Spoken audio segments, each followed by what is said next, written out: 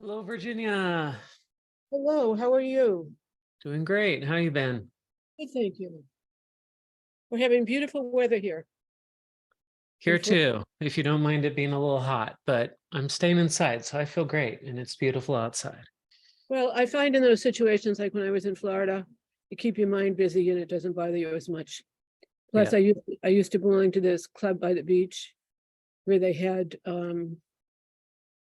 waiters that would come down and serve you iced tea and lunch on the beach. So I used to do as much work as I could there. Hmm. It was without it can be such humidity and sweltering heat. It's unbearable if you don't have those ways to get rid of it. Yeah. Yeah. So how is your, I saw your thing about WhatsApp and I wasn't sure if you were going to be doing today. So where are you with that? Well, I'm just debating. It just doesn't seem like Facebook gets the attention it used to, and I'm not sure people see what gets posted in the Facebook group. And so I've been debating whether that's the best place to host the group or if it'd be better in if we moved it over to WhatsApp or something. But at the same time, I don't want to bombard people with tons of information. So I just know a lot of people, when I talk about Facebook, they're like, I don't go on Facebook anymore. And I don't go on Facebook either, except for this group. But if nobody's going on Facebook for the group or anything else, then seems like maybe there's a different place or format where the group would be better. Well, I told you how I have been very fortunate to have a scholarship to a transformational group. Uh-huh. It's conducted by Marcy Shimoff, who was the author of Chicken Soup for the Soul, the co-author with all the rest of them. Mm-hmm. And she has 5,000 people in that group. Yeah. And they're on Facebook. Yeah. Is it pretty active? Yes, it's very active. And then what else did I get the other day? I belong to another group and it's also on Facebook. And I haven't, and I really appreciate the way everybody's been keeping up with my learning curve here about all these things. So I've made it a point to get on those more, Facebook and the rest of them.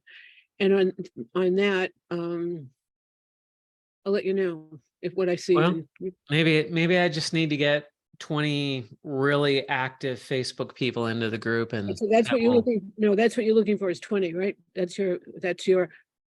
Well, there needs to be some sort of critical mass of activity in the Facebook group. Again, I don't want just noise for the sake of noise, but I know people have questions, but people are not asking questions in the group. And I suspect it's part of just reaching a critical mass that we have 162 members in the Facebook group. And so if you figure, well, these people out of 162 people, maybe one person is going to have a question every month or something. Well, if we want to get 1 or 2 questions a day, that means we need to get 1,000 people in that group. So you already, let me get the dimensions of this. You already have your private group of right. We already have the group of 162 members. right. Am I in that Facebook group? I'm pretty sure you are. Well, if I'm not, yes, you are. Yes, okay. You're in the group. I'll go into that, and I'm good at this stuff. I'll go into that now that I'm starting to do more Facebook things, and I'll go into that and see what's going on, see what kind of people you have there, see what they're talking about, and then I can maybe make some knowledgeable comments. You probably are doing that yourself. Yeah, well, the thing is just nobody's posting anything except Jean, and you responded to one of Jean's recent posts. Well, no, I responded to several of them. I've been making, but I only make it. So you're active and Jean's active. It's kind of like this group right here. You and Jean are the regulars who are always here. Last week was actually great. We had 5 or 6 people on the call who most of whom have never been on it before. So it was great. Good. But it's not consistent, right? This week we're back to just you and me. And I was hoping that woman a few weeks back would come back on too. She was a very knowledgeable lady. And now I forget. Yeah, she was on last week. Oh, terrific. Well, see, that's good. And the other part of it is some of it's getting yourselves into new groups and a new schedule. It just takes a little bit of time. Yeah. For other people to fit it into their schedule. Yeah. So if she's back again, That's a very good sign because she's smart. And all right, so now then we've all been doing it, and now I've got to get to your book too. And I don't know if you got my notes about the last one. I was surprised you'd made some edits, and I thought it made it much smoother and much better. And so now I'll have to Thank go you. back. No, are you done, or do you not need editing anymore? I mean, any help or comments? No, we're still going through it. People are still leaving comments and still working on editing it. So any comments are welcome and appreciated. Okay, no, well, good. I know that. And now I was going to tell you some stuff about where I really am, because it's all these wonderful suggestions you made have kind of put me in a conundrum about books on tape. I drive around now like a very smart kid. I have all my books and stuff on tape. And so I read the ones that you told me, especially that one about being a badass. And I thought it was fabulous. And I also got in a program with one of these young kids from Chris Winfield. I don't know if you know him. And Gottlieb, it's now his wife, so Jen.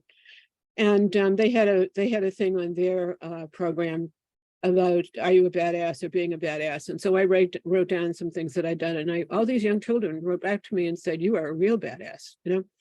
And they were, so good, somebody else is coming. So at any rate, that to me was a compilation of a lot of the stuff that I've been studying for the last couple of years, and it was written in 2013, I think. Mhm. And so then there was another book that you had me read, and I really began to wonder, and here's where I am in terms of putting together the foundation again, if what I have to say is going to be of value. You know, I mean, it sounds like it's been out there for other people, except for the brainwave entrainment. Oh, this is the other part, the brainwave entrainment stuff. And I wrote to the person who has the tapes and told her what I was doing. And she has now, which she absolutely has a right to do. And I told her that it would help me a lot get over the traumas that I've been through. I've been through, you know how they say they could choke a horse, I could choke the Budweiser team. And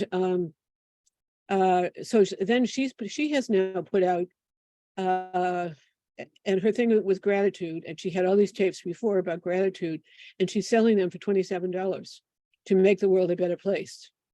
And I don't think I was the only one who probably told her that. So since that was a lot of the stuff that I was going to use, I'm just wondering what I should do. Well, if you had a gun to your head and you had to make a choice today, what would you do? Well, I've had this in my head for a while. And the other piece that I was telling you that I got into meditation was to go through some of my original notes from the courses of hers that I've taken before she became quite, along the way of her becoming quite so famous, and using some of those in my work. And then she's doing another thing right now that I can't believe. That chakras, I don't know if you know any work about chakras. Opening up chakras on your body, and they have chakras. No, I don't know much. Okay. Well, she now has another, which I've also gotten that tape. As I say, so many people have been so good to me. And I started doing her chakra opening techniques. And it was like, as you read the meditation, every chakra along the way was connected to one of the traumas that I'd had. And there were incredible behavior changes in my life after I did that for a while. Then I got into this Yom group that I was telling you about, the self-actualization group. And we got someone there who was another chakra queen, and she did one meditation. And that is powerful stuff. So I guess my next step would be to go through those tapes, those books. I did workbooks and exercises and things from her previous classes. And not those, I have journals of my results from those times. And there were ways that those chakras, and maybe something is happening talking to you, I believe that those chakras got shut down. And a good part of that was the reason I got shut down. And I think that's very valuable help for a lot of people. Hmm. And as I go through and they're not just what she did, I wrote journals at that time. And as I go through those journals, there were things that I thought, I have become a little too, and she gave it as, like, say, selfish, or I have become a little unaware or something. And she gave you exercises and things, or too many people are bothering me. It's got to be me, not all those people. I don't know if you've ever reached that point in your life. Mm-hmm. And then she would have some steps to get you out of that. So what just sort of came together for me was, between the brainwave entrainment and the chakra stuff, that still might be new stuff that people don't have. And maybe that's the stuff I should be focusing on.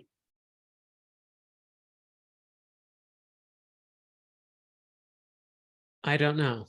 The results that at least it's an honest answer, instead of making up a story. And what I'm trying to say is, and my results of how that has changed me for the much, much better. Yeah. I mean, I was so shut down about my sister-in-law shooting her baby her 13-year-old child while she slept, that I couldn't even look at a child for a long, long time. And I love them and have worked with 13,000 of them. And now I'm able to, I go into places and I start talking to the children. I don't even, they run up now and they hug me, and it's fine. All that stuff opened up again, that pain, that I got rid of it. And no, I mean, I think some of those kinds, that's the type of stuff that this does. Here's what I will say. I may not know what final book you should write or what is the book that you should write, but I believe you should write all of this down. You should write it out, have it available, because you often figure out what you're going to write by writing. Writing is thinking. And so as you write this stuff down, you might get 50 pages into it and you think, you know what? I'm glad I wrote this down, but no, I'm not going to turn this into a book. Or you might say, you know what? The act of writing this down makes me feel like, yes, definitely I need to turn this into a book. But oftentimes we don't know where we're going with what we're writing until we're in the middle of writing. It's taking a step into that darkness, and then the light moves to illuminate your pathway.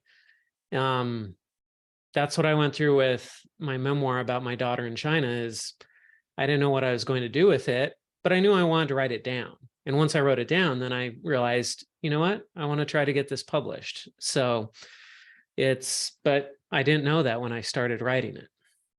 No, that's exactly the answer that I need, because I have also done that with almost 2 other books that I've gotten to a point, and maybe that's where I'm headed. Maybe it took me that stuff to get to this place where I can see things in a different way. And no, and that's kind of where I'm happy, that I don't, I'm much happier when I can go about this in a more relaxed way, instead of I've got to get this done now, and so many pages, and just keep writing every day, all this stuff down. Right. You'll never regret writing it down. So there's no way to lose out if you write it down. But if you do write it down, it might help you make the decisions, and then you win, no matter what. I have 26 years worth of journals and so I know, but I have a list, an index of a lot of them. But the point is, so I agree with you. That's all I'm trying to say by that is I agree with you. But I didn't know what to do with a lot of it at the end. And maybe that's exactly the place where I am now, because after reading all those other books, it's turned me in a different direction. And thank you. Okay, great. Thank you. We have 2 new people here. Thank you. Yes, Sophie and Atul. Sophie was with us last week, and she was with us the other week before as well. Sophie, how you doing? Yeah, I had to hop off early last time, and I really wanted to stay for the second hour and really work on moving forward with the book. Great. So you're going to hang out with us for the duration today and get some serious work done? Yes. Awesome. Great. Do you have any questions for us today, or anything you wanted to talk about? I think it kind of got indirectly answered by you responding to Virginia. I think I just need to write on it more. I just have so many collections from such a long period of time. And like you've shared, like I didn't write it down originally for a book. It just kind of came out, and I thought it was important for me to put it down on paper. And I think it's a little tough to dive back into it because my intention of where I want to take the book is kind of shifting. Like I considered writing or making this a book like a year and a half ago, 2 years ago. But during that time, my writings up to that point have been kind of still in a very unhealed place. But now I'm not writing from a perspective of frustration or anger. It's more of healing and peace. And I think that perspective shift will really guide me on, okay, so what is the conclusion of this book? Like what is it that I want my readers to feel at the end or to get from all of these collections? But anyways, I think I've been struggling with how the perspective is changing, but now I'm seeing that I just need to write it down and keep working on it to know and move forward with, oh, okay, this is a good time to stop, and this is where I want to take this. Mm-hmm. Well, great. Sounds like you're figuring it out. A little bit, yeah. Cool. All right. Atul, welcome to the group. Is this your first time? Hi, Josh. Yeah, this is my very first time, and I'm not sure what I'm doing, but That's how we all start out. Well, welcome to the group. And the way that we manage this group is the first hour, just questions. You got questions about book stuff, whether it's writing, research, marketing, printing, publishing, anything to do with books is fair game for questions. And we'll try to answer them as best we can.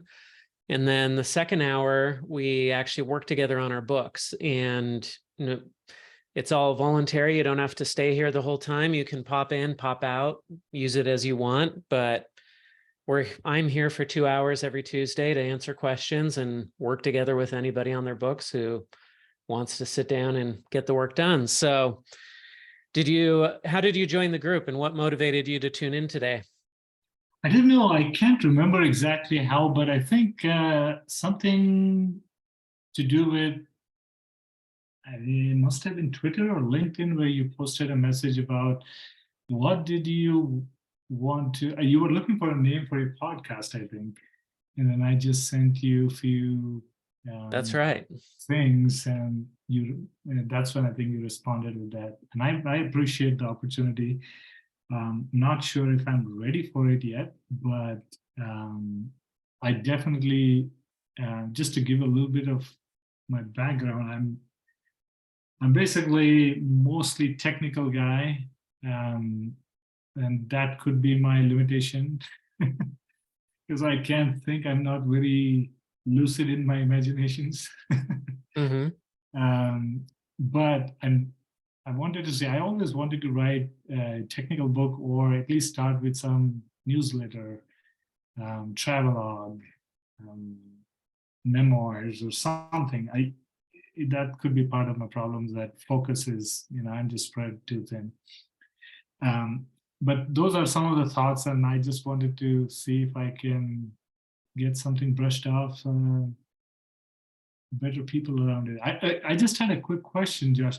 Sure. I appreciate you doing this, and I was wondering what prompted you to kind of do this, and this kind of noble service you're doing, 2 hours of your time every week you're taking out to help out. Well, this was all an iterative process. It was one step led to another, but it all started because I wrote a book, and then people started asking me questions about how I wrote my book, and I started answering, and then people started paying me to coach them on how to write and publish their books. And then I started working on a workbook, and then I created this group, and people started joining the group. And so it just kind of was one step to another, but I love doing this. I love talking to people about their books. I love books. I've always loved books since I was a little kid. I've been a voracious reader. And so once I became an author, then it's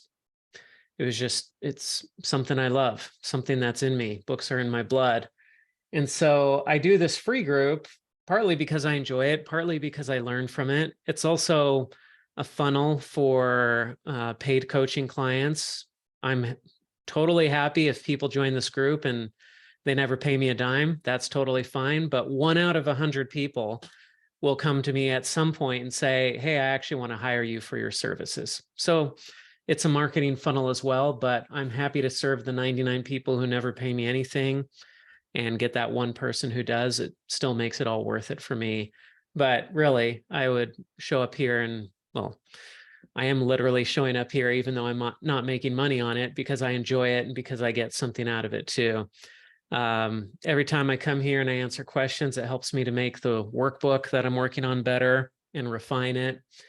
And when we work together during the second hour and work together on our books, that's actually great accountability for me, because that's when I get a lot of my writing done, is during that time. So there are multiple reasons I show up here and I keep doing this. That's awesome. Thank you. So I'm curious though, you said that you've wanted to write a book, technical book, maybe a memoir. It sounds like you've just got this desire to write a book in you. Where does that come from? Oh boy. I truly, I don't know. I need to summon some of that. I think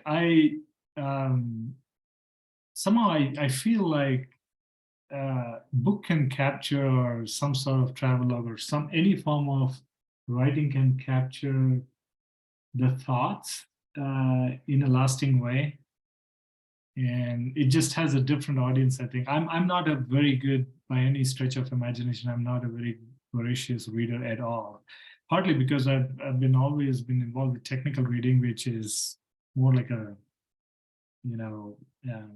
I have to stop 10 times, read it over, and make sure I understand it instead of reading it casually, right?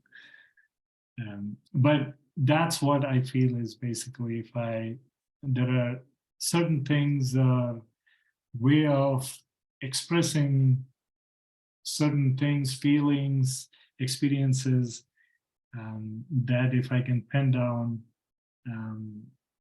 that readers can read, I think it's another way of reaching it to them.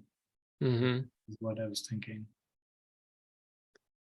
Yeah, I mean, a book is more concrete than a blog or anything else. It's kind of distilled, crafted, refined wisdom, and it does have a different feel than any other format. I agree with that. So as you think about writing a book, what are things that hold you back, or what are things that make you think, maybe not now, or I don't know if I want to do this? What are the thoughts that come to mind? Oh, excuses. I can give you tons. Yeah, let's hear some. First, I want to blame it on my teenagers. Now, I have 2 beautiful kids. So it's just, I think, mostly time. And then I think something caught my attention when you said something about perfectionism.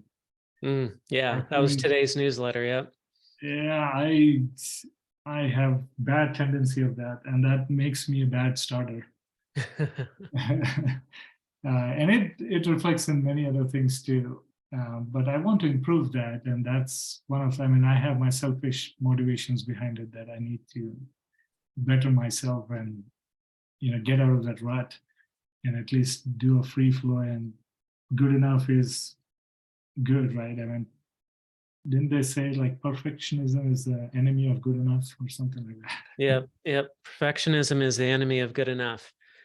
And you already read the newsletter, so you got some of the tricks on how to overcome perfectionism. But the time one, that is a tough one. I mean, we all face that. It's hard to come up with the time to do it. And sometimes the time issue is in our heads. It just feels like, oh, I need to set 3 hours aside to do this. But then we never find 3 hours, so then we never work on it.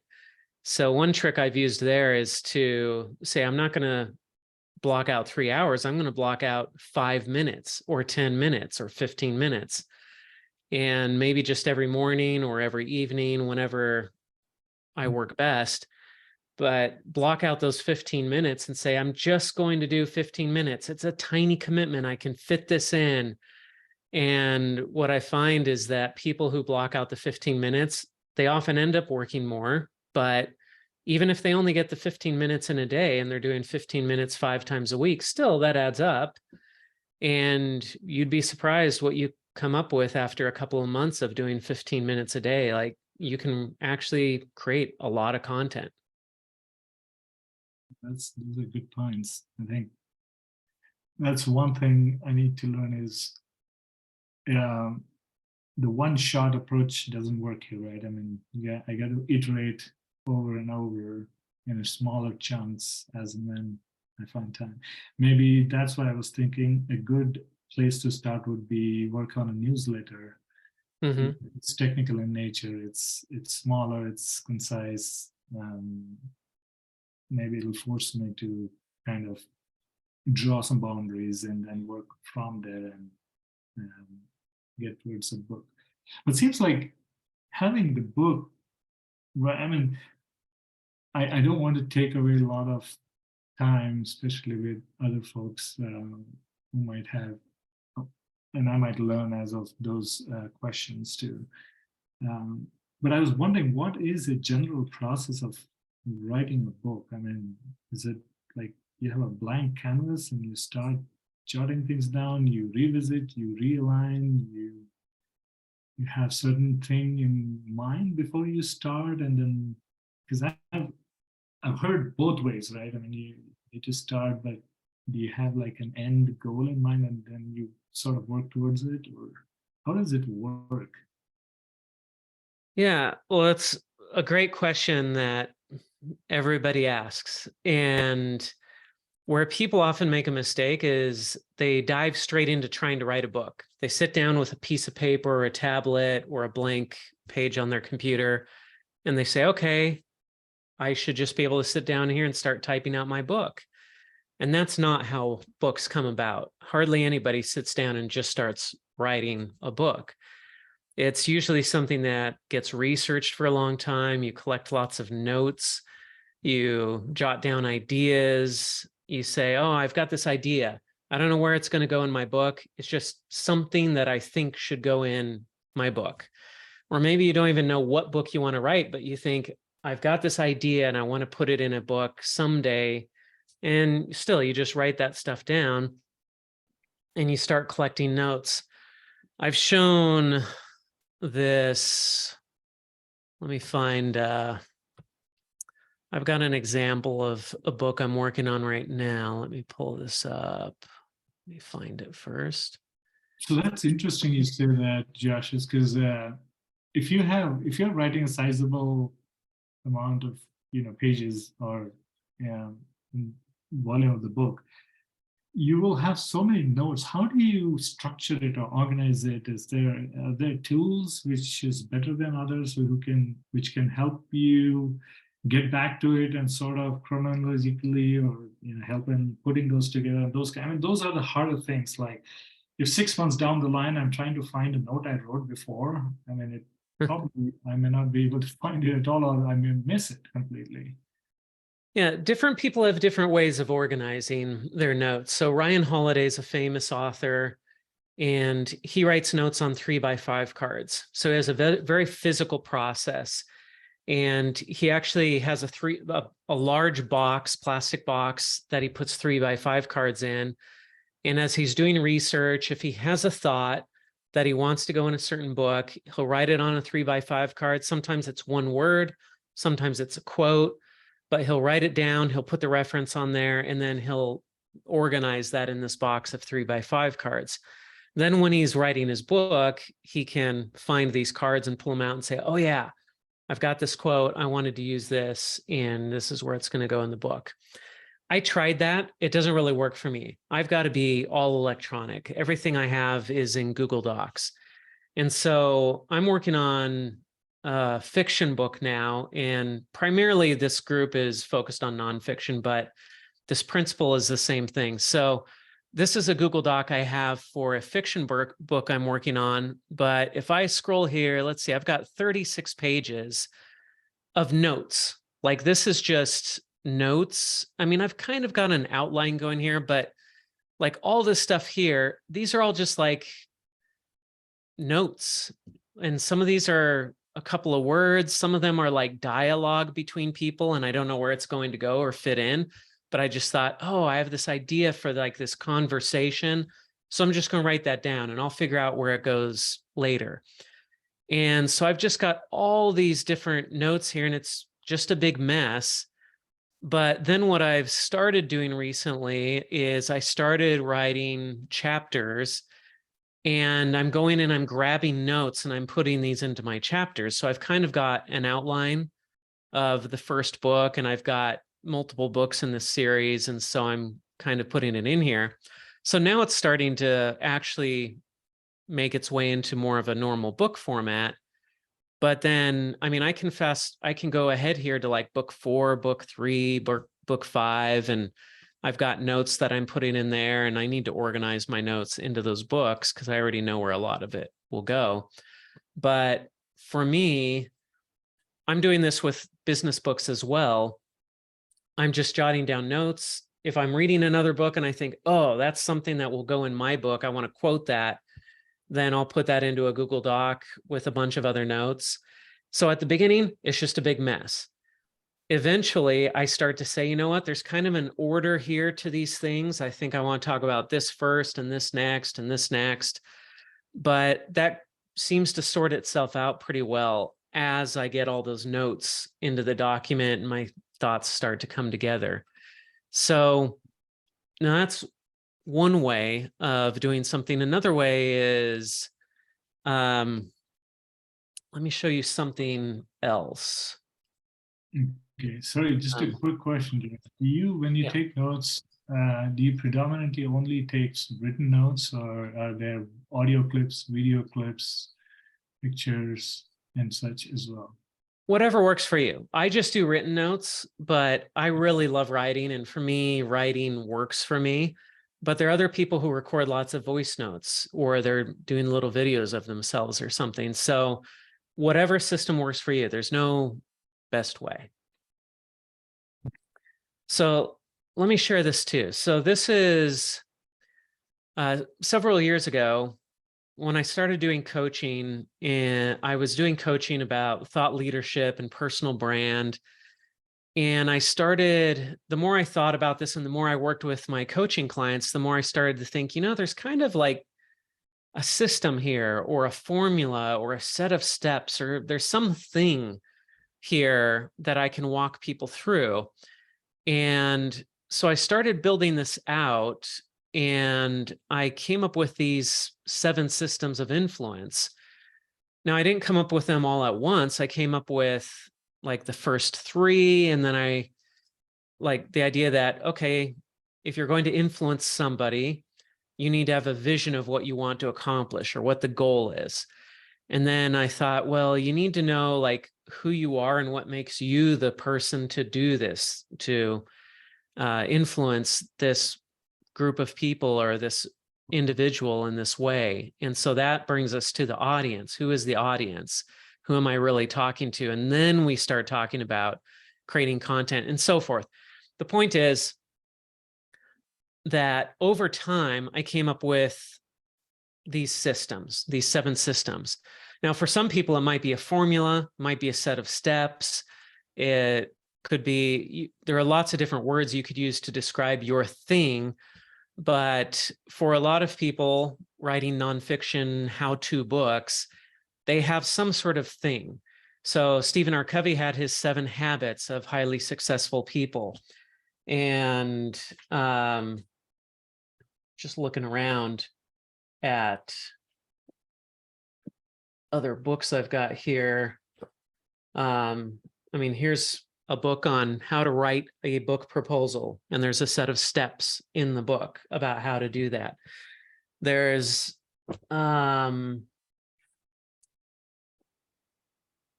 anyway, you'll see this with a lot of books, that they have some sort of formula, some sort of set of steps, a methodology, or something that they're sharing with their audience. That then becomes the outline for your book.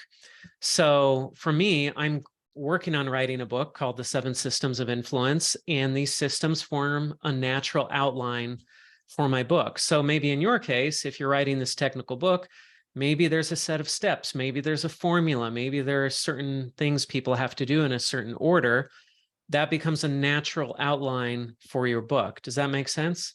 Yes, absolutely.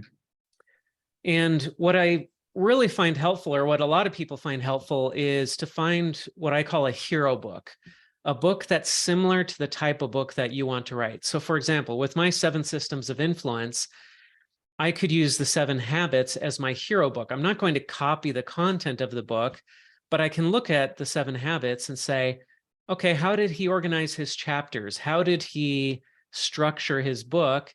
He's got 7 things. I've got 7 things. Maybe his book is a good template for me to follow as I write my book. For other people, it's an entirely different book that they're following.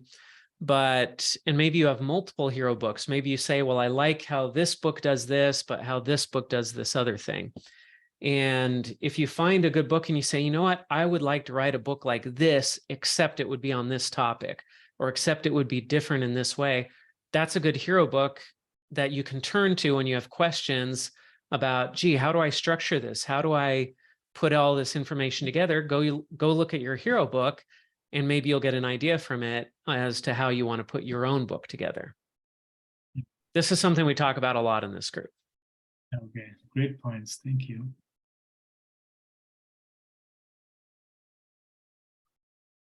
Can I add So what else? something? Yeah, sure, Virginia. One of the things that really started me in writing a long time ago was from Jean Cameron, who was married to James Cameron, the one who wrote, who wrote a lot of very famous movies. They don't all come to my mind right now. And she wrote it to help him because he was getting stuck, and it was called Morning Notes. And it was that you sit down, and she said preferably in the morning before, the world gets to you. And you write, I think she said 2.5 pages, stream of consciousness. And it has served me in many, many ways over the years, because it also is like taking a whisper broom through your mind. And I also keep a separate small index card or blank piece of paper for my errands and what I have to do for the day. That comes out in the process as you just start writing. And but what happens is, and you always date time and the complete, place and with a complete date where you're writing, because if you go back and use these as references, I find that that's helpful too. But basically what it is it brings up all these things that we've been talking about in here. And I have a collection of about 26 years of those, and then I made an index. And so that was my way of organizing a lot of information. And I find what happens when I start doing that stream of consciousness writing is that my mind gets clear and I think much better about other things during the day. But I also, a lot of things start to, it's a process, and a lot of things start to come up, so that every time I do it, new things come up. And then I have those, I do them in spiral loose leaf notebooks. And then I put a little sticker on the front of it about the contents later on, topics that are in those particular notebooks. And I make those are for me, like a file of a lot of information. So again, Baskin Robbins, other ice cream places have a lot of flavors. Everybody's different.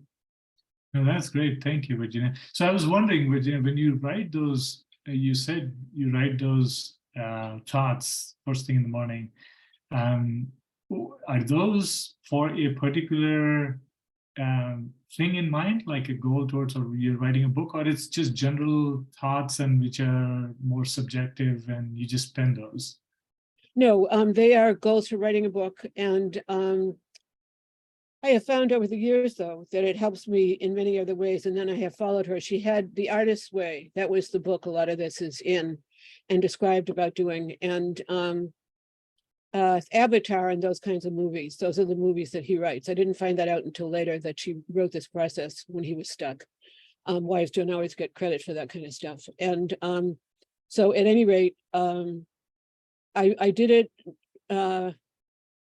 with, writing in mind. And I wrote and published a short story out of that out of that process in an anthology with 10 New York Times bestselling authors. And then I have found over the years, I'm in communications. And so I found over the years, a lot of that helped me in other ways too. It's just a great creative tool, and a lot of ideas surface. But what's really good about it is you can stop at 2.5 pages, and it's a process in the morning. And it's at the Harvard Business School, they teach you to take an hour every morning and just see how you are in the world. You know, how are you feeling today? You know, all that kind of stuff. Meditate, do whatever you have to do. And this is similar because, you know, before you go in, you have to handle masses of people and problems. It's good to be grounded. And so this helps you get grounded. And what's nice about it is that over the years, you also have documentation of a lot of stuff.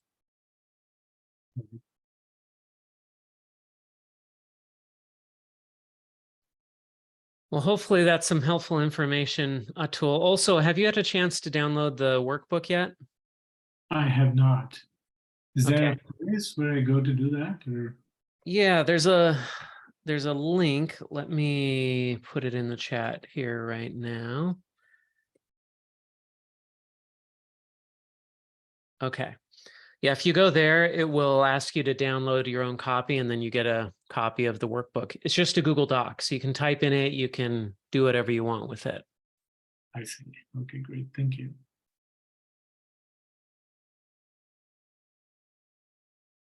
Oh, I'll also add a tool to answer your question. I also recently used a lot of that information to write a book that I actually got to a publisher, and that you know, the deal wasn't what I wanted. So it's just a helpful process for me. That's all.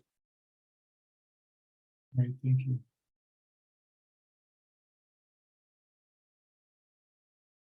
Any other questions, Atul? We have a small group today, so we've got plenty of time. I think right now I feel a little overwhelmed, but that's a good thing, I think. Yeah, well, check out the workbook, because the workbook walks you through everything step by step, and I think you'll find that really helpful. Okay, I will. Thank you. Cool.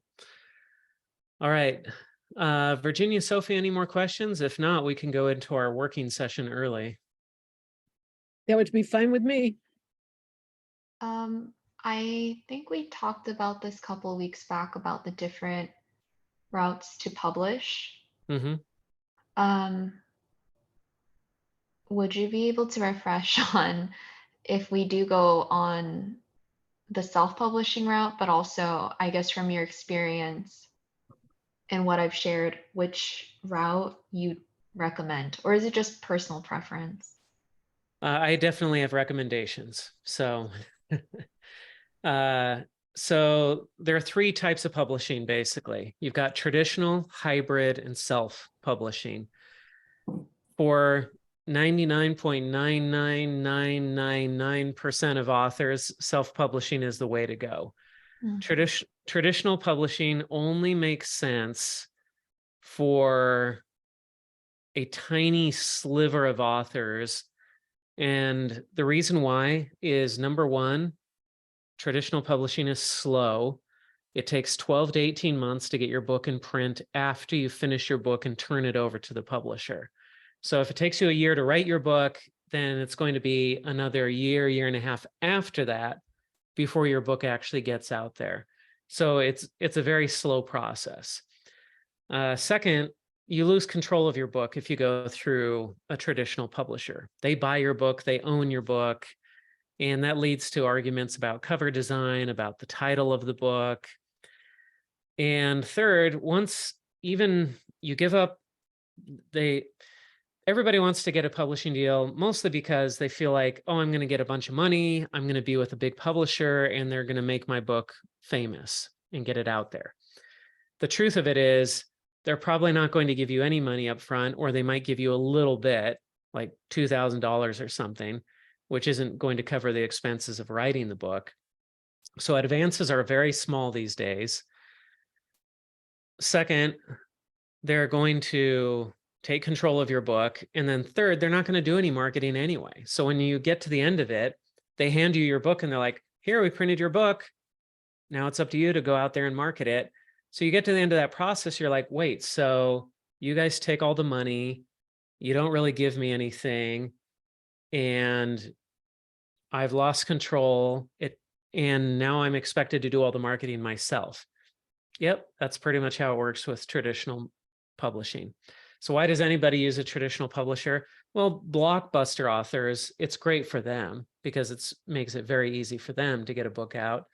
And there are a lot of people that are in a area of publishing where it's their livelihood and they can do pretty well working with traditional publishers. But those people, they're a very, very tiny sliver of the authors out there. So with self-publishing, you can publish immediately as soon as you finish the book. You maintain complete control over it. Nobody's telling you what to do. You don't have to wait on anybody. So it's a lot easier in terms of the process to get what you want in that book and on that book. But the main reason is speed. That's why people go with self-publishing, is most people want to get their book out faster than what it would take with a traditional publisher. And when they realize that all the benefits they thought they got with a traditional publisher really aren't there anyway, then they're like, well, gee, I'll just do this myself. Why would I bother with a traditional publisher? Yeah. So my very first book was through a traditional publisher. And I thought, oh, this is cool. I'm getting traditionally published. I've really made it. And then I went through the whole process and I was like, wait a second. I did all the work. I get virtually no money out of this thing. And they took control of my book and it was a big mess. I got to the end of it. I was like, and then they didn't help me promote it or market it. I was just like, wait a second. Why did I even work with them? I ended up doing all the work anyway. And so my next book I self-published, and it was like, oh, this is so much easier than working with traditional publishers. So also, when you work with a traditional publisher, you have to get a literary agent, and it's a bunch of bureaucracy and mess. Now, in between self-publishing and traditional publishing are these hybrid publishers. So a traditional publisher takes care of everything. They pay for the editor, they pay for cover design. So they're fronting money, hoping to make that back off of your book. Hybrid publishers do all the same stuff that a traditional publisher does, but they charge you for it. So they're charging you for the service. So you go to them and they charge you for cover design, and they charge you for editing, and they charge you for managing the whole publishing process of your book. But at the end of it, you still own your book, you still have total control over it. But you have somebody else who takes care of all the technical details of getting your book out there. So hybrid publishing works well if you can afford it. It's not cheap. You end up paying tens of thousands of dollars for it at a minimum. I have a client who's finishing up working with a hybrid publisher right now. He probably spent $60,000 with a hybrid publisher to get his book all done and ready for print. So for most people, that kicks them back to self-publishing. It's so easy to do. You can go hire a cover designer off of Upwork or Fiverr or something for pretty cheap, couple $100. You can hire a decent editor for a couple $100, maybe a $2,000 or $3,000 at the very most if you want to get a great editor to do a really thorough job editing your book. But you can do all the editing yourself. You can find somebody who's a friend who's an editor to do it. So it's just, at the end of the day, self-publishing ends up being the easiest, fastest, and cheapest way to go. Even when I had my traditional publisher, I ran out of budget. They gave me a budget for editing and I ran out of that budget. So I still had to cough up a bunch of money to go pay an editor and have them edit my book. I ended up I didn't like the cover design they provided. So I said, can I go get my own designer and just do this myself? And they're like, yeah, if you want to go pay for it. So I went off and hired my own cover designer. So even though they were supposed to pay for all this stuff, I ended up paying for a bunch of stuff and managing it myself, which is why I got to the end and I was like, why bother with a traditional publisher? So that's my take on it. I'm pretty pro on self-publishing. Thank you. Josh just described what happened to me when I said earlier that I got a book to a traditional publisher. And then when it came time to actually do the transactions and things, he was right. with everything he just said. Yeah.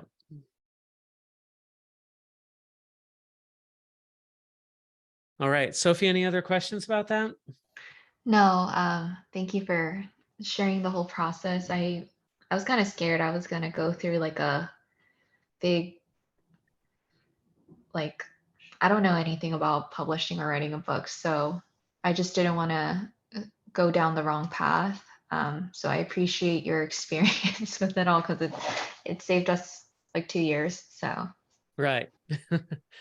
Yeah. And I mean, the thing with self-publishing is it can be pretty daunting. You start getting into it and you're like, oh, there's so much stuff to do. And there are all these details and I don't know which options I should choose.